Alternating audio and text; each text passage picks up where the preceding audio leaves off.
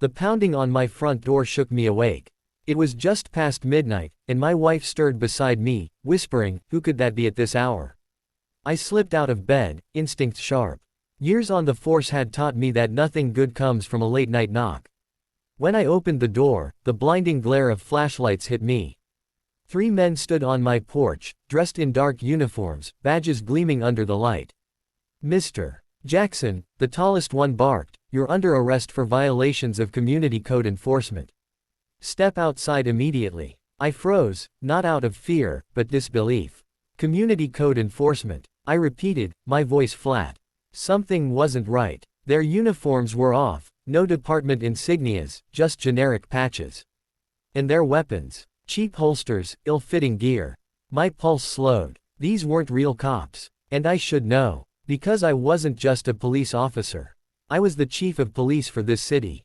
It had started weeks earlier, when the HOA came after me and my family. First it was the mailbox, not regulation height. Then our shed, unauthorized structure. They fined us for everything they could invent. I paid what was fair, ignored the rest. But apparently, standing up to them made me a target. Now here they were, sending imposters to my door. To scare me. To intimidate my wife and my kids. To make me bow. The man at the front stepped closer. "Don't make this harder than it needs to be. Step outside. Now." My wife appeared behind me, holding her robe tight. "What's happening?" she whispered. I squeezed her hand gently. "Go upstairs with the kids. Lock the door." She obeyed, but her eyes lingered on me with fear. I turned back to the men, letting a calm, steady authority settle into my tone.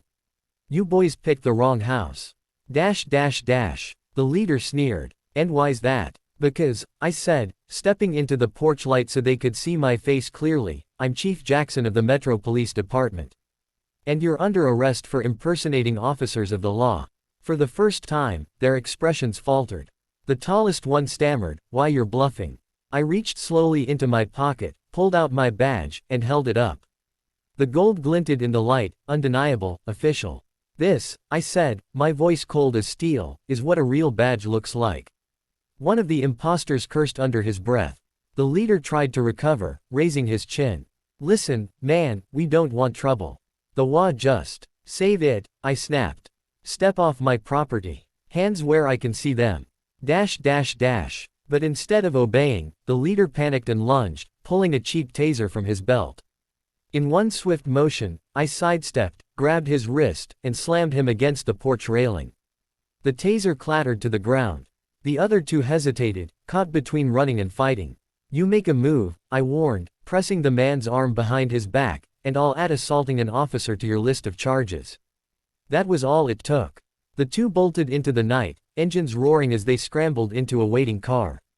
I cuffed the leader with my own set of restraints, reading him his rights as he squirmed. Neighbors had begun peeking through their windows, phones out, recording. The HOA's dirty secret was unraveling before their eyes. By dawn, the truth was spreading like wildfire. The men were confirmed as hired muscle, recruited by the HOA president to teach me a lesson. They had no real authority, no credentials, just arrogance and intimidation. I made sure charges were filed: impersonation of an officer, attempted assault, conspiracy. The HOA president herself was brought in for questioning, her smug mask crumbling under the weight of the law. At home, my wife hugged me tightly. "I was so scared," she whispered. "What if they had hurt you?" I kissed her forehead. "They couldn't. Not here. Not ever. My job isn't just protecting the city, it's protecting you. Protecting us." The days that followed brought change. The HOA board dissolved under legal pressure, its corruption exposed. Families who had been bullied for years finally felt safe. Neighbors who once looked down or stayed silent now waved, thankful that someone stood up to the tyranny in their own backyard. And as for me, I sat on the porch with my wife and kids one evening, the sunset casting warm light across our home. My daughter climbed into my lap, and my son leaned against my side. My wife smiled, her eyes free of fear for the first time in weeks. "Guess the chief of police doesn't just protect the city," she teased softly.